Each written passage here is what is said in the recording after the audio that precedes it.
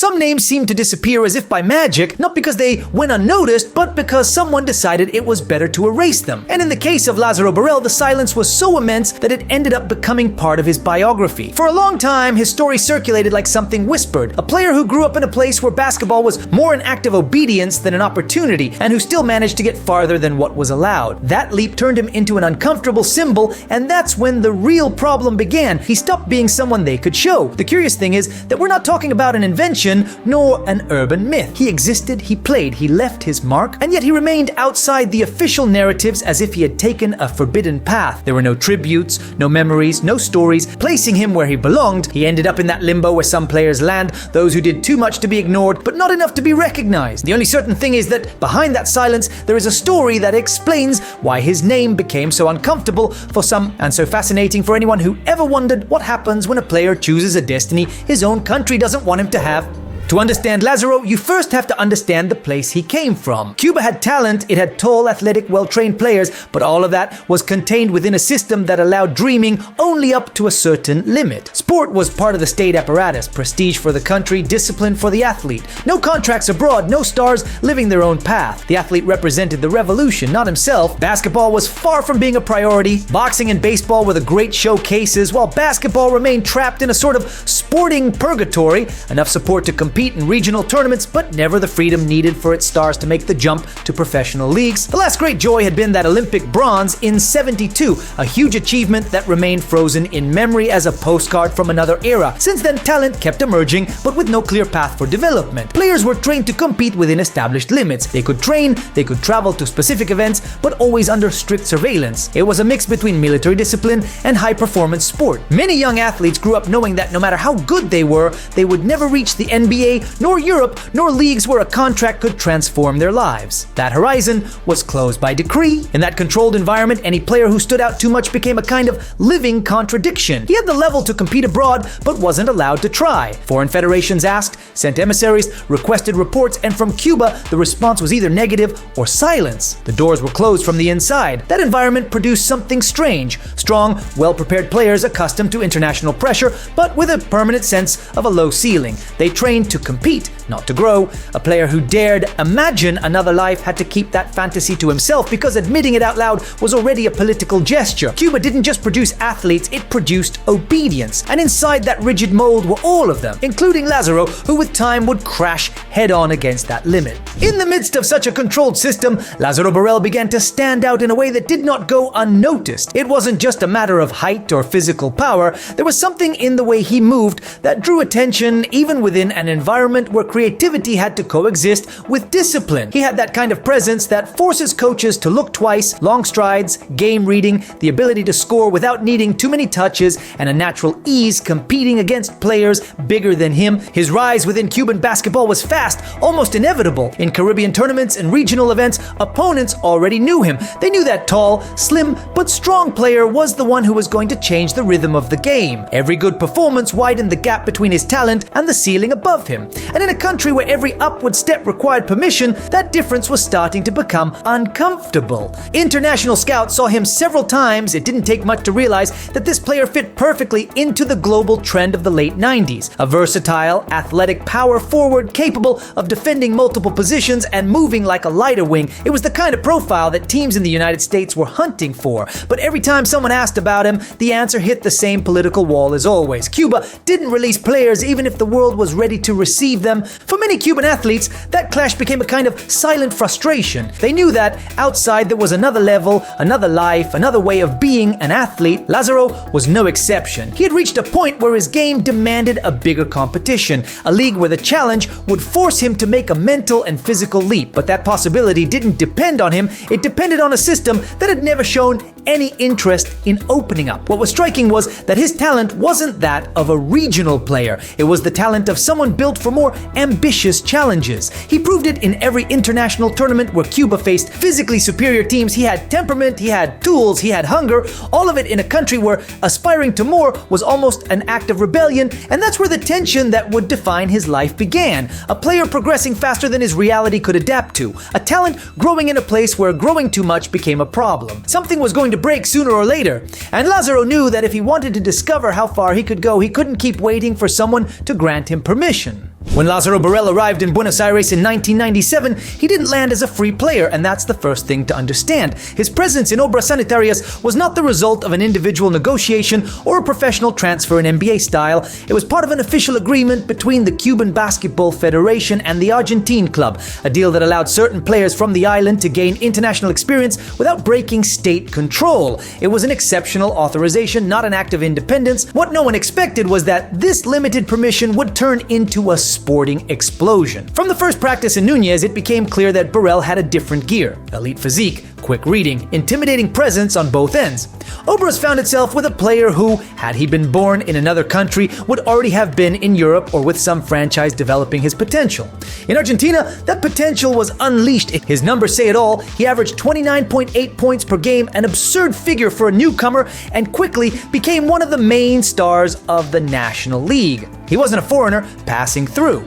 He was a dominator. Obras, a club accustomed to competing with pride but without the budget of the Giants, suddenly had in its hands a player who elevated the entire team's level. Beyond the statistics, there was something in the way he played that caught attention. He moved with a freedom he couldn't have in Cuba. In Buenos Aires, he didn't have to ask permission to risk a shot, try a new move, or make quick decisions. He discovered what it was like to play without surveillance, without a director watching every detail, without the constant fear of making a political mistake. Remarkably, his impact wasn't only athletic. Both teammates and executives remember him as someone who adapted quickly, who worked with almost military discipline, but who at the same time enjoyed a freedom he was only just learning to interpret. Obras became that strange space where a player formed in absolute control found, for the first time, a different kind of air. Something resembling a life of his own. That first period between 1997 and 1998 is always mentioned as his time in Argentina, but in truth it was much more than an overseas experience. It was the first place where no one decided for him, where if he played well, it was his merit, and if he played poorly, it was his responsibility too. That simple difference changes everything for an athlete coming from the Cuban system. It wasn't the same to dream of a future abroad from Havana as it was to experience it firsthand, even if it was only partially authorized. Living in Argentina confronted him with another reality: contracts, professionalism, fans, responsibilities that depended solely on him. And between one game and another, something began to appear, something that wasn't included in any official permission, a new feeling hard to describe. It wasn't rebellion nor an uncontrollable ambition, it was something else, something that lingered there, circling like a seed no one else could see, but that had already begun to open from within. The decisive moment arrived in July 1999 during the Olympic qualifying tournament of the Americas in Puerto Rico. It was just another trip for the Cuban delegation, one of those that seemed identical to all the previous ones until, without warning, they changed direction. This time, Lázaro was once again showing his best level against high-caliber opponents, and the statistics made him far too visible. In barely 3 games, he averaged more than 20 points and 10 rebounds. For any Caribbean national team, he was a luxury. For the Cuban system, an alarm. In that tense atmosphere, the unexpected happened. It wasn't a sophisticated plan or a conspiracy. It was an instant, a tiny crack in the vigilance. On the night of July 17th, Lázaro and other players left the hotel without drawing attention, walked with the feigned calm of someone who cannot appear nervous, crossed the street like any tourist, and in a matter of minutes stopped being part of the delegation. Scenes like that are always surprising because of their simplicity, an irreversible decision made with the same naturalness with which one crosses a sidewalk. The Cuban national team was suddenly left with only 8 players available without 3 of its main scorers. The sporting impact was immediate, the political impact even greater. Within the team, there was silence, confusion, and crossed orders. Outside, a scandal in the making. For Lázaro, however, that first night had neither epic nor relief, only adrenaline and a fear that is not spoken aloud. Defecting wasn't leaving, it was breaking with everything that had structured his life. Puerto Rico had been for years that symbolic border where many Cuban athletes dared to make the jump. The proximity, the language, and the constant presence of international delegations made it a territory where surveillance lost precision. If you stayed there even for a day, you were already out of the reach of the Cuban state. But freedom, when it arrives so suddenly, usually comes without instructions. Once outside, Lázaro had no team, no country, no roadmap. He had left behind the structure that had shaped him since he was a boy, and in that void, freedom and uncertainty weighed the same. Now he had to prove that his leap had not been a desperate impulse, but the conscious pursuit of something he still didn't know how to build. That is the kind of risk very few are willing to take, betting career, family, and future on a single move with no guarantees of anything. After that night, nothing worked according to the rules he had known. The only sure thing was that from that point on, his story would be written far from Cuba. The leap to the biggest stage came quickly. quickly, almost without time to digest everything that had happened. After leaving Cuba, Lázaro signed with the Seattle Supersonics for the 1999 to 2000 season. It wasn't a flashy contract or a millionaire bet, but it was a historic fact. He became the first Cuban to play in the NBA, something unthinkable for anyone who had grown up under the island's sports system. In Seattle, he played 17 games, averaging 3.6 points and 2.4 rebounds in almost 10 minutes per game. They were modest numbers, but in a league where thousands dream of a spot, he had earned one coming from the least likely place. He entered a demanding locker room surrounded by established players where no one had time for romanticism or epic stories. In the NBA, you either perform or you get pushed aside. And that's where his presence takes on another meaning. He had stepped into an environment where your place is earned by elbowing your way in and nothing is given for free. His minutes were scarce, his role minimal, but that didn't diminish the weight of the moment. He wasn't there to chase glory, he was there to recover identity. After cutting all ties, the NBA was the only space where he could prove he hadn't jumped into the void. And in a league that waits for no one, that need kept him alert, focused, forced to prove himself every second. The team finished the season with 45 wins and a hard-fought playoff berth. It wasn't a rebuilding roster, it was a competitive one with rhythm and pressure. Getting in wasn't easy even for players trained in the United States, much less for someone who came from years of state control, an international escape, and the emotional chaos of starting from zero. His time with the Sonics was short, but that doesn't make it less significant. The NBA is a place that devours players without looking back, and even so, he managed to carve out a spot in a context where no one expected him. He wasn't a protagonist, but he was inside, competing in the toughest league in the world after having taken a path unlike that of any other player of his generation. What he experienced in the NBA was the strongest contrast of his life, from absolute rigidity to a system that demanded results without questions. And in that collision, more than glory, he found something he had never had, the possibility of building a future that depended solely on him. After Seattle, Lázaro Borrell's map stopped having a fixed point. The NBA had been an enormous achievement, but not a place where he could sustain a long career. And what came after wasn't a rise or a fall, it was a life in motion, held together purely by instinct. For any player, living off short-term contracts is already exhausting. For someone who couldn't return to his country, every decision carried a greater risk. His first stop after the NBA was in Wisconsin to play with the lacrosse Bobcats in the CBA, a minor league where the transition from the NBA often feels like a hard blow. There, players seeking a second chance lived alongside others, simply trying to extend their career for one more year. Small gyms, modest salaries, constant travel. It was a reminder of how quickly the landscape can change when you don't have a structure to hold you up. In 2001, his path took him to Puerto Rico's Baloncesto Superior Nacional, where he played for the Indios de Mayagüez. The BSN was intense, competitive, passionate, and although he found continuity, he was still living in that tier of basketball where everything depends on immediate performance.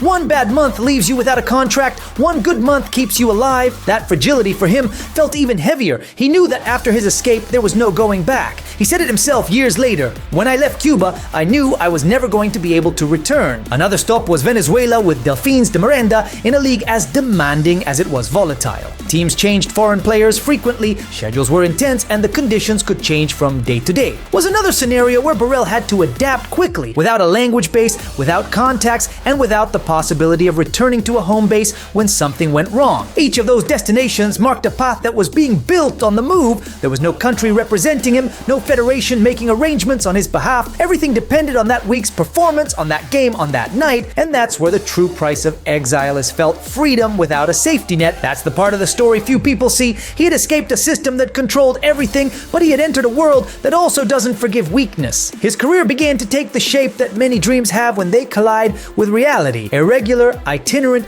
built from small rebuildings, and even so, he kept playing. He kept moving, country by country, contract by contract, as if each new season were another piece of something he still didn't fully understand but needed to sustain. Some destinies are written in a single movement, and Lázaro Borrell's was divided forever in the moment he crossed the street in Puerto Rico. From that day on, he no longer fully belonged to Cuba, but he never fully belonged anywhere else either. His career continued, yes, continued with effort, with discipline, with a willpower that remains impressive even today. But the narrative, the invisible part that holds athletes up, was fractured forever. In Cuba, his name disappeared from the official narrative. There were no tributes, no mentions, no highlighted statistics, and the most striking thing is that his presence in the state's sports records ends after 1999, as if history froze just before his escape. For the public memory of Cuban basketball, his figure remained silent, as if the best stage of a player player trained in its own system had never existed. It's remarkable. He was the most talented of his generation, the one who went the furthest, but also the one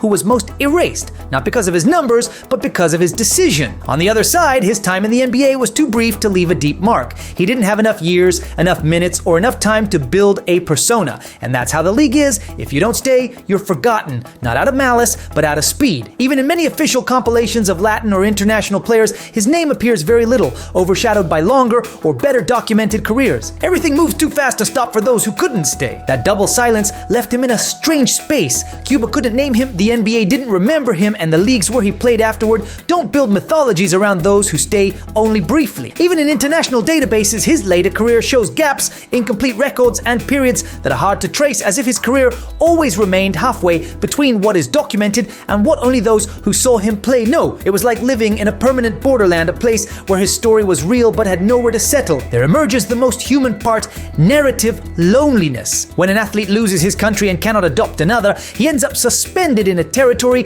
measured not in titles but in recognition. His case has no simple equivalence. Other Cuban athletes who defected later found visibility or built a sense of belonging. Lázaro instead ended up in that gray space where the story exists but has no chorus, where what you achieved has no one to tell it. And even so, he went on, he kept playing, he kept living as if the narrative didn't matter, as if history didn't need witnesses. That quiet stubbornness, that way of moving forward even when no one is watching, says more about him than any statistic. Lázaro ended up in another place, that of the one who opened a door and then walked alone down a hallway no one else wanted to enter. His story was never one of linear ascent or overwhelming glory. It was a story of resistance, of silence, of small rebuildings made far from the cameras. A man who walked through the maze without applause, without a country, without a promoter, without an official narrative to protect him, and yet he was there. He played there. He insisted there. Not all pioneers are celebrated. Some cross the door first and discover that on the other side no one is waiting, but they cross it anyway, even if only to prove that it could be done. Perhaps that's why his story leaves a strange, uncomfortable feeling that is hard to place.